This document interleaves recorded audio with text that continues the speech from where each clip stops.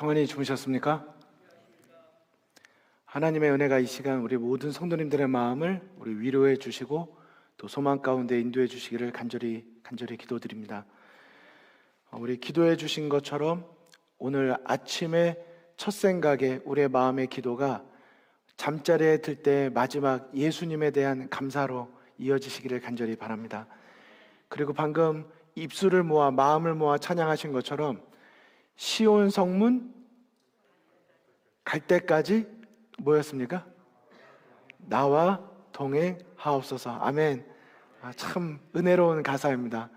저는 이 찬양을 너무 좋아하는데요, 제가 노래는 잘 못 불러도 참 제가 찬양 듣고 묵상하는 걸 좋아합니다. 찬양은 하나님을 향한 우리의 고백이 됨과 동시에 기도가 되고 동시에 나를 향한 하나님의 음성이 됩니다. 그래서 왜 천사들이 하늘에서 하나님께 경배와 찬양을 돌려드렸을까를 생각해 보면 우리의 생애에서 얼마나 이 찬양이 중요한지를 생각해 보게 됩니다. 이 가사처럼 오늘도 주님과 동행하시기를 간절히 바랍니다. 먼저 간단한 아시는 내용이지만 한 번 더 기도하시는 마음으로 또 안내를 드립니다. 첫째, 고 김숙희 집사님의 추모 예배가 이번 주 수요일에 저녁 7시입니다. 바로 이 본당에서 있게 되는데 우리 많은 관심과 유가족분들을 위한 위로와 기도를 부탁드립니다. 특별히 어저께에도 우리 모든 성도님들께서 안식일 예배 때 우리가 위로 예배를 함께 드린다는 그런 기도하는 마음으로 임해 주셨는데 우리 인치양 집사님과 인치영 장로님께서 정말 마음으로 너무나도 감사드린다는 이런 마음을 전달해 주셨습니다. 그것을 우리 성도님들과 함께 나눠드립니다. 두 번째는 바로 오늘 이제 잠시 뒤 8시 반부터 로마린다 대학교에서 하루 동안 이제 졸업식이 계속 이어지게 됩니다. 8시 반에는 이제 의대생들, 1시 반에는 또 약대생, 또 이제 5시 반에는 치대생. 저는 이제 오늘 종일 이제 졸업 축하하러 다니게 됩니다. 하지만 잠시 축하해주는 그것이 그들을 지켜줄 수 있는 것이 아닙니다. 어제 졸업생들에게도 사실 우리 모두가 다 졸업생이시잖아요. 그래서 그런 말씀을 나누었습니다. 졸업은 끝이 아니라 다시 출발하는 것이기 때문에 처음부터 다시 처음으로 돌아가는 것이 졸업이고, 우리의 삶에 인도하신 하나님의 부르신 그곳에서 재림 청년의 사명을 감당할 수 있도록 우리가 끊임없이 겸손하게 주님을 따라가자고 함께 마음을 모았습니다. 부탁드리기는 우리 청년들이 이 세상에 어떤 것에 희망을 두는 것이 아니라 하나님의 영원하신 말씀 위에 희망과 믿음을 두고 살아갈 수 있도록 우리 기도해 주시기를 부탁을 드립니다. 그리고 오늘 말씀이 마쳐지고 나면 여느 때와 같이 우리 또 아침 체조가 있는데 우리 가능한 참여해 주시되, 체조가 아니어도 개인적으로 계속해서 건강을 위해서 또 계속 노력해 주시면 감사드리겠습니다. 제가 지난 시간과 이번 시간에 걸쳐서 모세의 마지막 두 장면을 다룬다고 말씀을 드렸고, 지난 시간에 광야 생활 1, 오늘이 광야 생활 2, 이렇게 다르게 표현하자면 광야를 지나며 첫 번째, 이제 광야를 마치며 두 번째 시간을 가지려고 합니다. 잠깐 지난주 말씀만 돌아보도록 하겠습니다. 광야 생활을 지나던 때를 시내산 중심으로 말씀을 드린다고 말씀을 드리면서 출애굽기 19장 우리 1절과 4절에 있는 말씀을 중심으로 지난주에 말씀을 나눴습니다. 이 1절에 19장 1절의 내용 잠깐 한번 더 보실까요? 출애굽기 19장 1절입니다. 제가 읽겠습니다. 이스라엘 자손이 애굽 땅에서 나올 때부터 제 3월 곧 그때에 그들이 시내 광야에 이르니라. 어디에 이제 이르렀습니까? 시내 광야에 이르렀습니다. 그리고 19장 다음이 20장인데 하나님께서 직접 쓰신 십계명을 받는 이제 언약의 장면이 나오게 됩니다. 그런데 언약이 사실 가장 중요한 것이지만, 주제이지만, 저희는 초점을 맞추기를, 하나님께서 그 언약을 맺으시기 전에 4절에 보시면 나의 애굽 사람에게 어떻게 행하였음과 내가 어떻게 독수리 날개로 너희를 업어 내게로 인도하였음을 너희가, 자, 마지막 뭐라고 되어 있습니까? 보았느니라 그랬습니다. 이 보았느니라가 뭘 뜻하는 거죠? 알지, 기억해, 잊지 마, 이것입니다. 내가 너희를 인도한 걸 너희가 분명히 보았다.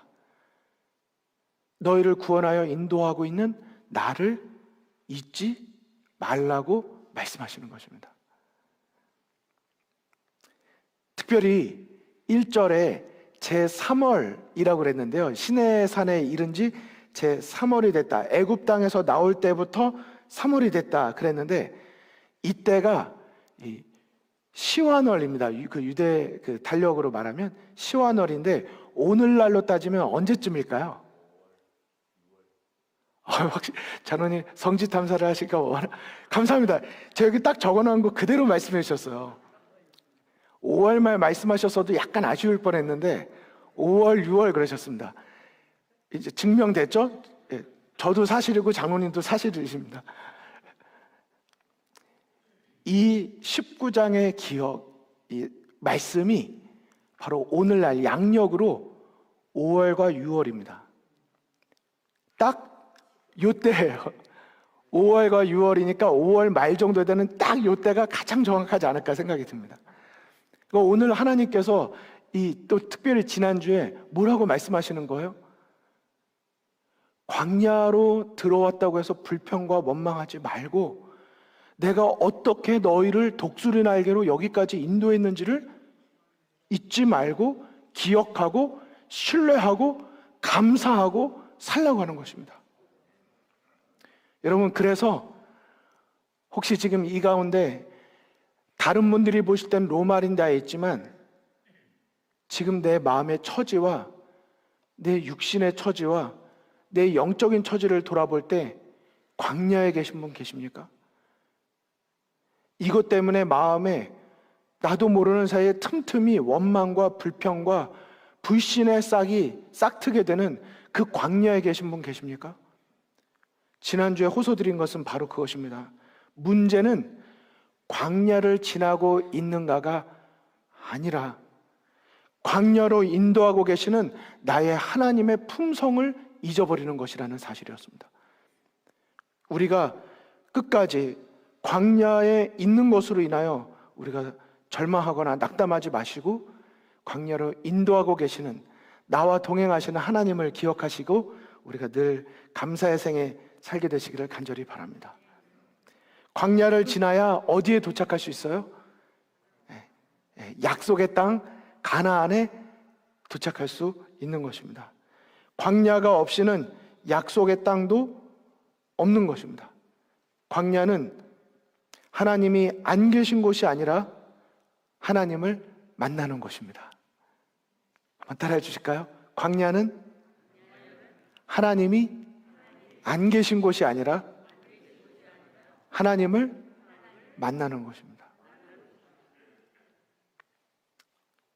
여러분, 나중에 시간이 되시면 광야를 지나며, 요즘에 유튜브 검색 다 잘 하시잖아요. 광야를 지나며라고 하는 가스펠송 복음성가가 있습니다. 그 가사 하나하나가 우리에게 얼마나 강력한 메시지인지 모릅니다. 광야를 지나며라는 것을 한번 꼭 묵상해 보시면 좋겠습니다. 중요한 건 그 광야는 고난의 과정이지만 그 광야를 지나며 하나님의 부르심에 적합한 자로 준비되어진다고 하는 것이죠. 모세가 그랬고 요셉이 그랬고 다니엘이 그랬습니다. 오늘은요, 이 광야를 지나며 이제 마지막 모세 시리즈의 마지막 날인데, 여러분 옛날에 그 공부를 하시고 시험 기간을 맞으셨는데 공부는 다 잘 하셨죠? 공부를 하고 시험을 봐야 되는데 시험 공부를 할 시간이 넉넉하지가 않습니다. 그럼 범위는 1페이지부터 100페이지까지 딱 있어요. 그러면 어떻게 마지막 시험 공부를 하시겠습니까? 1페이지부터 2페이지, 3페이지 하나하나 다 넘겼다가는 한 번도 제대로 못 보고 시험 볼 판입니다. 그러면 그럴 때 어떻게 하시죠? 제목을 먼저 보고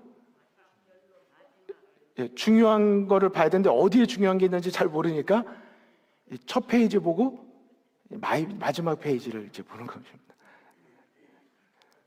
그래서 오늘은요, 이제 출애굽기 마지막 장하고 모세 시리즈의 마지막인 신명기서의 특별히 마지막 장을 같이 보면서 그 사이에 있는 레위기, 민수기, 신명기 그 사이에 있는 말씀 가운데 중요한 교훈들을 오늘 세 가지를 바로바로 살펴보도록 하시겠습니다.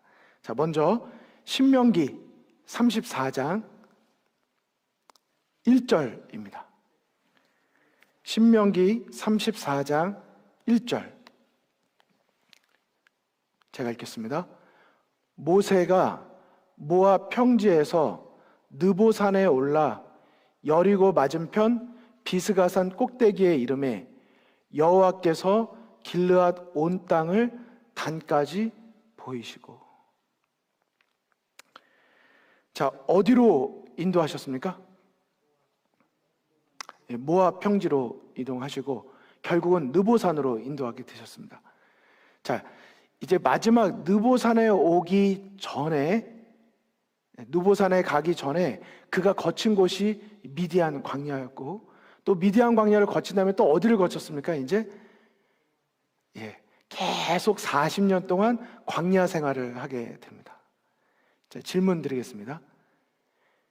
이스라엘 백성들이 또 모세가 미디안 광야에 들어갔던 이유, 이스라엘 백성들이 가나안 땅에 바로 들어갈 수 있었음에도 불구하고 40일 정탐꾼이 그 한 뒤로 40년을 광야를 지내게 된 이유가 무엇이었을까요? 무엇이 그들을 그 광야의 시간을 보내도록 만들었을까요? 그 원인과 이유가 하나님의 목적은 무엇이었을까요? 다 아시는 거지만 그들은 하나님을 의뢰하지 않고 인간의 힘과 방법을 의지했다고 하는 공통점이 있습니다. 정탐꾼이 들어갔다가 와서 갈렙과 여호수아를 빼고 왜 가나안 땅에 들어가기를 주저하고 우리는 다 죽을 것이라고 왜 그렇게 그들이 거절했습니까? 물론 하나님에 대한 불신 맞지만 동시에 그들이 직면한 문제를 뭘로 풀려고 했던 거예요? 자신들의 힘과 방법과 능력으로 풀려고 하니까 불가능한 것입니다. 인간전 사이즈로 봐도 우리는 너무나도 작고 될 싸움이 아닌 것입니다. 다윗은 골리앗과 싸울 때 뭐라고 했는데요? 전쟁은 여호와께 속한 것임을 그는 믿었고 선포했습니다. 아멘이십니까? 영적인 분별력을 가졌던 거예요. 하지만 이스라엘 백성들은 그러지 못했습니다. 그러면 질문 또 드릴게요.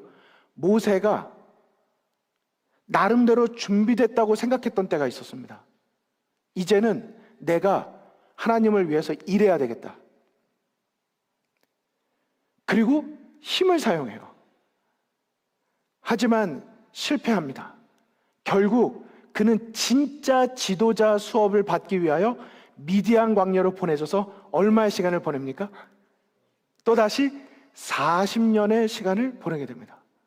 그러니까 지도자가 되기 위해서 40년 수업을 하고 또 이스라엘 백성들이 약속의 땅에 들어가서 그 정복을 하기, 하나님의 역사를 경험하기 위해서 40년 훈련을 또 받는 것을 보게 되는 것입니다. 근데 그러한 훈련을 거쳐야 됐던 이유가 무엇인가 하는 것이죠. 다 함께 사도행전 7장을 보시겠습니다. 사도행전 7장 22절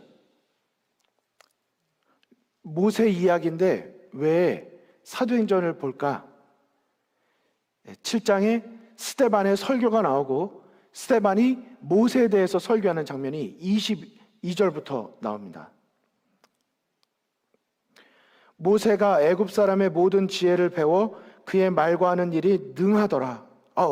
모세가 어땠어요? 능했습니다.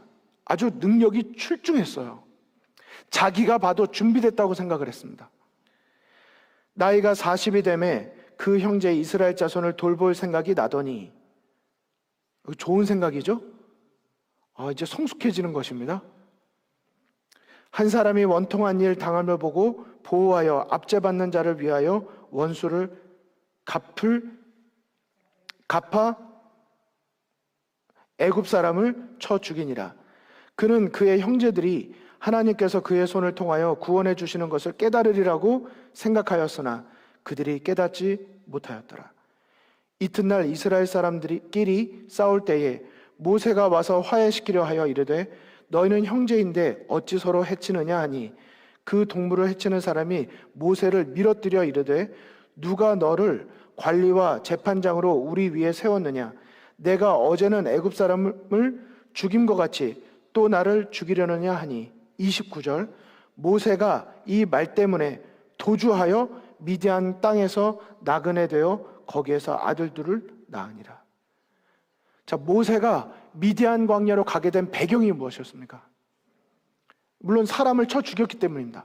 하지만 사람을 쳐 죽인 이유가 무엇이었습니까? 나름대로는 이제 자기 민족을 돌볼 생각이 난 거예요. 그래서 하나님을 위하여, 내 백성을 위하여 내가 이제 뭔가를 해야 될 때가 왔다고 생각한 것입니다. 하지만 뭐가 틀렸습니까? 방법이 틀렸습니다. 하나님은 힘으로 사람을 죽이면서 그분의 뜻을 이루기를 원하지 않으셨습니다. 물론 그런 인간의 실수로 인해서 미디안 광야로 도망가게 된 것을 하나님은 항상 역전시켜 주세요. 요셉이 거짓말로 도망가게 된 것을, 그 기회를 하나님은 역전시켜 주셔서 그분의 뜻으로 만들어 주시지만 하나님은 야곱이 거짓말로 축복을 얻게 되기를 원하셨던 것은 아니었습니다. 맞습니까? 부조와 선지자 247쪽에 이렇게 말씀하셨습니다.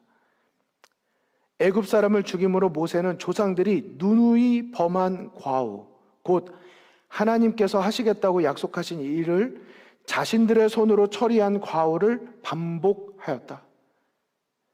하나님의 뜻은 모세가 생각한 대로 전쟁으로 그분의 백성을 해방시키는 것이 아니라 영광이 그분께만 돌려지도록 그분 자신의 능하신 힘으로 하시는 것이었다.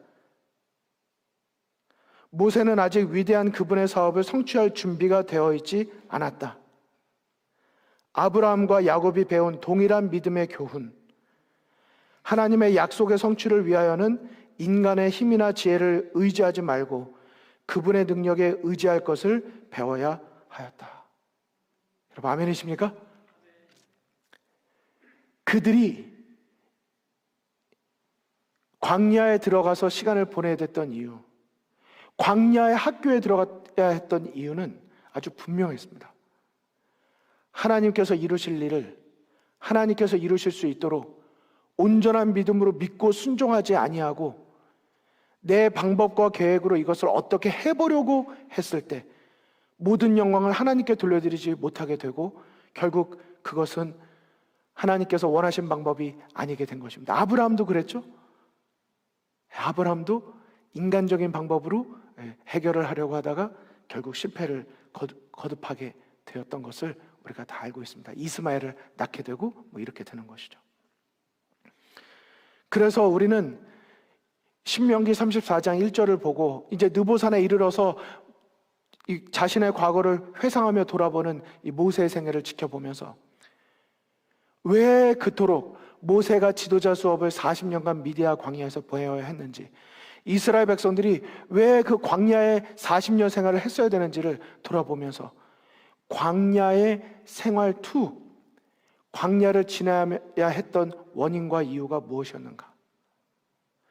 어쩌면 저와 여러분도 지금 광야에 있다면 광야에 있는 자체를 가지고 하나님께 우리가 원망하거나 불평하기보다는 이 광야로 나를 이끄셔서 나를 어떻게 하늘에 적합한 사람으로 나를 다듬으시려고 하시는 그분의 뜻과 그분의 목적을 살피시는 영적 분별력을 갖게 되시기를 간절히 바랍니다. 분명히 우리의 불평이 감사로 바뀌게 될 것입니다. 우리의 교만했던 정신이 겸손한 정신으로 바뀌게 될 것입니다. 하나님은 실수하지 아니하시고 하나님은 온전한 사랑으로 온전한 공의로 우리를 인도하고 계심을 발견하게 되실 것입니다. 두 번째, 신명기 34장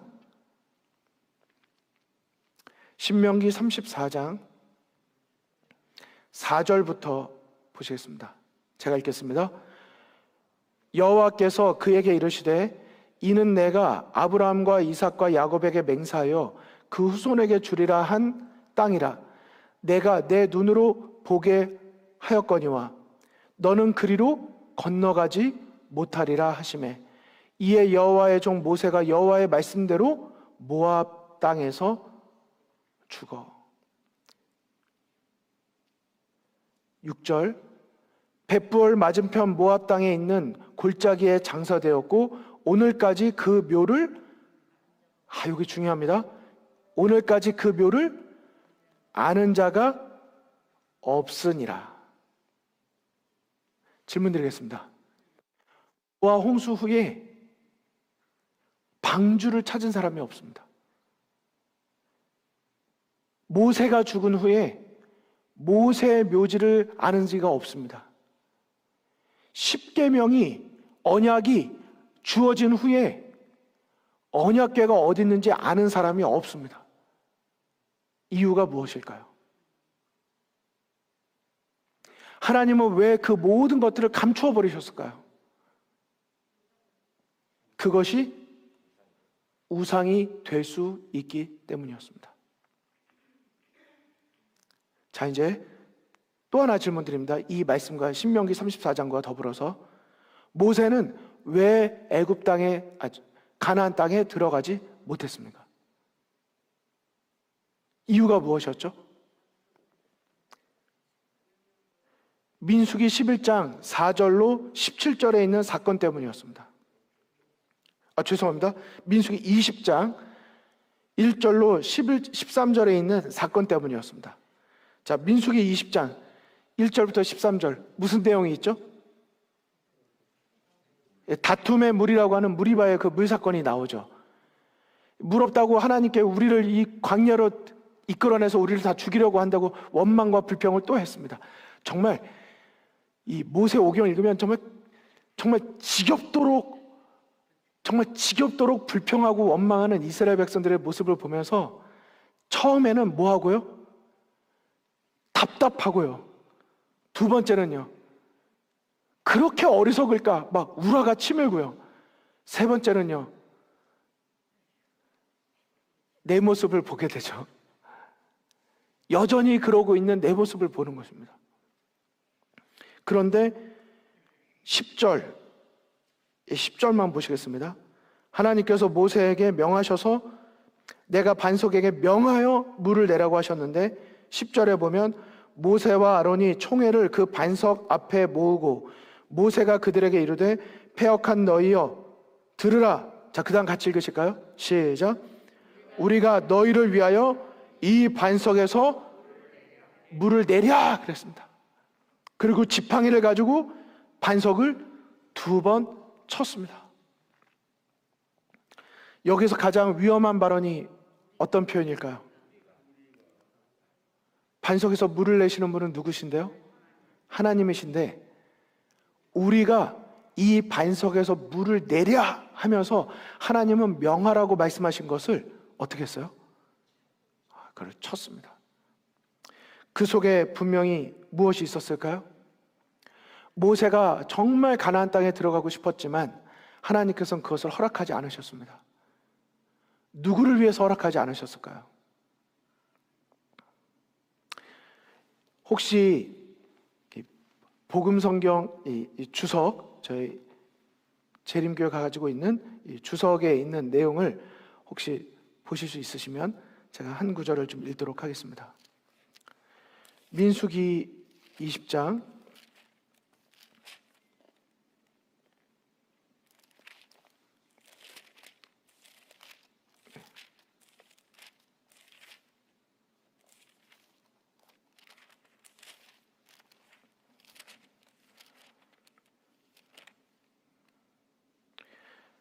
여기 있습니다. 20장 7절과 8절에 관한 주석에 있는 내용인데요, 제가 읽어드리겠습니다. 한번 들어보십시오. 우리가 너희를 위하여 이 반석에서 물을 내랴라고 말함으로써 모세는 사실상 그대들을 위해 지금까지 행한 이 모든 힘 있는 이적들을 모세인 내가 직접 행하는 것이라고 믿는 것은 틀림없는 사실이요라고 말한 것이었다. 이 때문에 하나님은 그의 말이 사실이 아니라는 것을 증명할 필요가 생겼다. 지금까지 이 일을 이룬 것은 누구가 아니에요? 사람의 힘으로 된 게 아니라는 것을 하나님께서 분명히 알려줄 필요가 있으셨던 것입니다. 하나만 더 읽겠습니다. 사람이 그들을 인도하고 있었다는 생각을 이스라엘 사람들의 마음에서 영원히 없애기 위하여 하나님은 그들이 가나안 땅에 들어가기 전에 그들의 지도자를 죽게 하는 것이 필요함을 아셨다. 그들이 하나님께서 받으실 영광을 사람이 취하는 일이 없도록, 지금까지 인도하고 우리를 먹이신 그 모든 역사가 하나님의 역사임에도 불구하고 마치 모세가 그렇게 한 것을 그냥 내버려 두게 돼버리면 지금까지 모세가 말한 그대로 우리가 물을 내려라고 말한 것처럼 이 모든 것을 한 일이 누가 한 게 되는 거예요? 사람이 한 일이 되는 것입니다. 하나님이 아니고요. 지금 이 동일한 두 사건의 공통점이 무엇입니까? 앞서 모세가 미디안 광야에서 훈련을 받아야 됐던 배경도 무엇 때문이었어요? 하나님께서 이루시는 일을 인간의 힘과 지혜와 능력으로 하려고 했다가 실패했죠.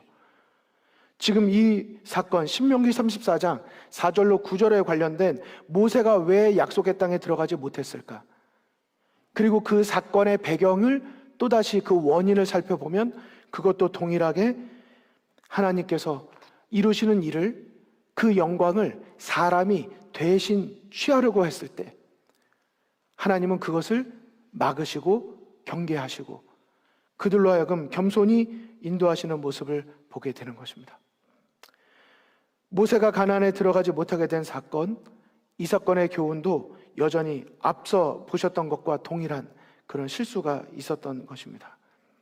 하지만 하나님께서는 그 모세를 그렇게 버림받지 않도록 하나님께서 그를 지켜주시고 유다서 1장 9절에 보면 하나님께서 천사장을 통하여 모세의 시체를, 모세를 부활시키시는 그 축복을, 또 은혜를 베풀어 주시는 것을 보게 됩니다.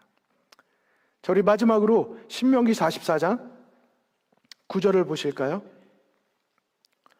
신명기 34장 9절입니다.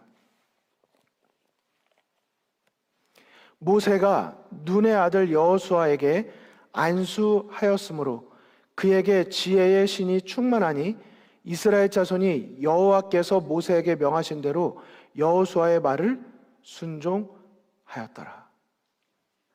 자, 마지막까지 읽겠습니다. 그 후에는 이스라엘의 모세와 같은 선지자가 일어나지 못하였나니 모세는 여호와께서 대면하여 아시던 자요 여호와께서 그를 애굽 땅에 보내사 바로와 그 모든 신하와 그 온 땅에 모든 이적과 기사와 모든 큰 권능과 위엄을 행하게 하심에 온 이스라엘 목전에서 그것을 행한 자더라. 자, 10절부터 12절에 보면 모세가 얼마나 대단한 지도자였는지가 나오게 됩니다. 그런데 9절에 보면 무슨 이야기가 나오죠? 모세가 그렇게 훌륭하고 탁월한 지도자였지만 그가 그 모든 것을 여호수아에게 넘기는 장면을 보게 됩니다. 저는 여러분에게, 우리 성도님들에게 한 사건을 한 번 더 우리 돌아보게 되시기를 원합니다. 민수기 11장에 있는 내용인데요. 이런 민수기 11장에 보면 어떤 기록이 나오는지 아십니까? 특별히 민수기 11장 4절부터 있는 내용을 보시면 섞인 무리들이 또다시 어느 한 구석에서부터 불평과 불만의 씨앗을 퍼뜨리는 장면이 나옵니다. 그러니까 항상 그랬어요. 항상 섞인 무리, 그리고 저 구석에서 불평하는 불평의 그 말의 씨앗이 결국 온 공동체를 다 뒤흔드는 모습을 보게 됩니다. 그래서 우리는 이 혀 하나가 온 집을 불태우듯이 항상 우리의 혀의 사용과 말에 있어서 우리는 모두 두 종류의 가마력 중에 하나는 다 끼치고 있다는 사실, 생명에서 생명으로 이르는 가마력이든 아니면 사망에서 사망으로 이르는 가마력이든 끼치고 있다는 것을 생각하면서 내가 항상 이 말에, 입술에 우리가 하나님의 앞에 정말 두렵고 떨리는 마음으로 혹시 나의 이 작은 불평과 불만의 씨앗이 온 회중을 다 흔들 수 있지 않을까 하는 두려움을 가지고 우리가 항상 기도하는 마음을 가져야 할 것입니다. 내가 그 사람이 되면 안 되잖아요. 그런데 어쨌든 민수기 11장 4절에 보면 그 섞인 무리 때문에 전체가 이제 뒤흔들어지는데, 이때 저는 모세가 12절부터 14절까지 한 말이 사실 목회자의 길을 걷는 입장에서는 꼭 제가 아니더라도 이 목회자의 마음, 모세의 마음이 구구절절히 느껴지는 장면입니다. 한번 보시겠습니다. 여호와께 여짜오되 주께서 어찌하여 종을 괴롭게 하시나이까? 어찌하여 나로 주의 목전에 은혜를 입게 아니하시고 이 모든 백성을 내게 맡기사 나로 그 짐을 지게 하시나이까? 이 모든 백성을 내가 잉태하였나이까? 내가 어찌 그들을 생산하였기에 주께서 나더러 양육하는 아비가 젖 먹는 아이를 품듯 그들을 품에 품고 주께서 그들의 열조에게 맹세하신 땅으로 가라 하시나이까?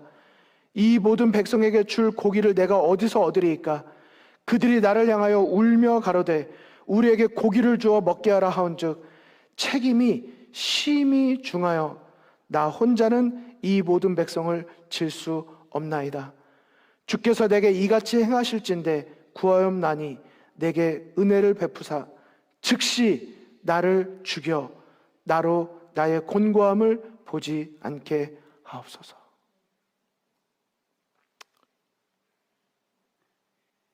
여러분, 우리 모세에게 탁월한 지도력과 여러 가지를 말할 수 있지만 그러한 모세에게도 40년 미디안 광야를 통해 훈련된 모세에게도 이렇게 인간적인 연민이 느껴지는 이런 고뇌와 기도가 있었다는 사실을 우리 기억하시기를 간절히 바랍니다.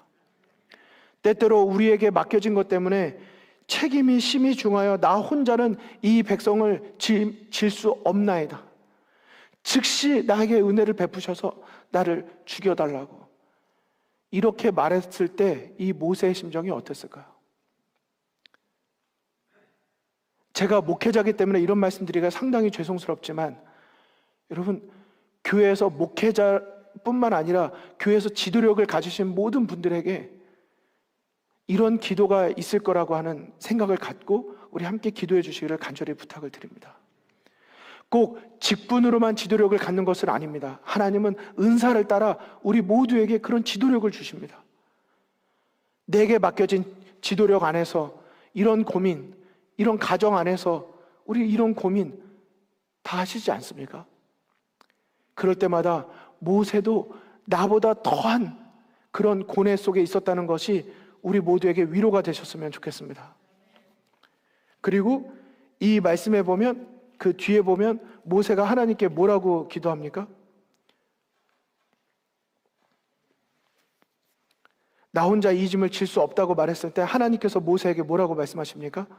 17절에 보면 너 혼자 지지 아니하리라 말씀을 하십니다.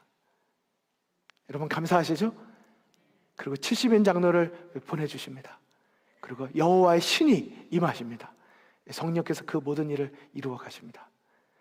사랑하는 성도 여러분, 때때로 나 혼자 이 짐을 지기 어렵다고 우리 생각이 되실 때 너 혼자 지지 아니하리라 말씀하시는 그분의 음성, 그리고 내가 눈물로 내가 힘들어 쓰러질 때 내 손을 꽉 붙잡았으면 하는 마음으로 나에게 손을 내밀고 계신 내 곁에 계신 예수 그리스도를 보게 되시기를 간절히 소망합니다.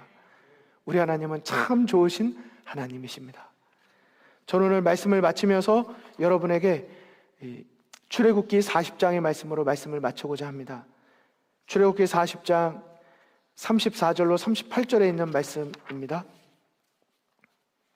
출애굽기로 시작했으니까 출애굽기로 마쳐야 되겠죠? 마지막 절입니다. 이것이 여러분 개인의, 우리 모두가 성전이니까요, 성령의 전이니까요, 우리가 성전이라고 생각하시고, 내 개인과 우리의 가정이 교회니까요, 우리의 가정과 우리의 교회가 성전이니까요, 우리의 교회와 우리 공동체를 생각하시면서 출애굽기 40장 34절로 38절에 있는 이 놀라운 하나님의 축복의 이 사건이 이제 우리 모두를 향한 하나님의 약속이 되기를 간절히 바라면서 제가 읽고 마치도록 하겠습니다.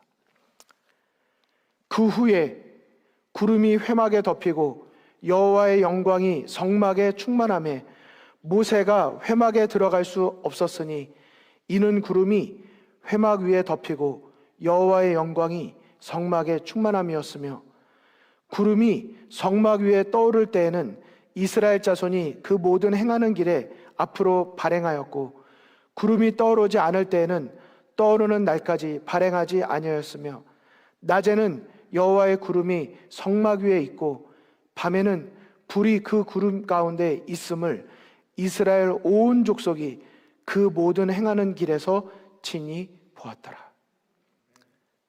여러분 아멘이십니까? 오늘 이제 모세 시리즈를 여기서 마칩니다. 하지만 여기서 끝나는 것이 아니라 여기서 다시 시작하는 것입니다. 모세를 통하여 만드신 성소를 통하여 그들이 구름이 뜰 때는 이동을 하였고 멈출 때는 그곳에 정착하였던 것처럼, 이제는 우리가 나와 함께 하시는 하나님을 믿음으로 바라보시면서 내가 가는 곳에 주님 따라오도록 하는 삶이 아니라, 하나님 이동하시면 그곳이 광야든지 어디든지 내가 따르겠습니다. 그분께서 잠깐 멈추라 하시면 나는 순종하겠습니다. 내 인간의 지혜와 방법과 힘으로 이 문제를 해결하지 아니하고, 하나님 여기에 머물라고 하시면 내가 머물겠습니다. 온전한 믿음과 순종으로 우리 나아가실 때 이 출애굽한 백성들을 약속의 땅에 인도하신 하나님께서 여러분과 저도 하나님의 약속의 땅으로 인도하실 줄을 믿습니다. 그 하나님과 동행하는 우리 모두가 되시기를 간절히 바라며 말씀을 마치겠습니다.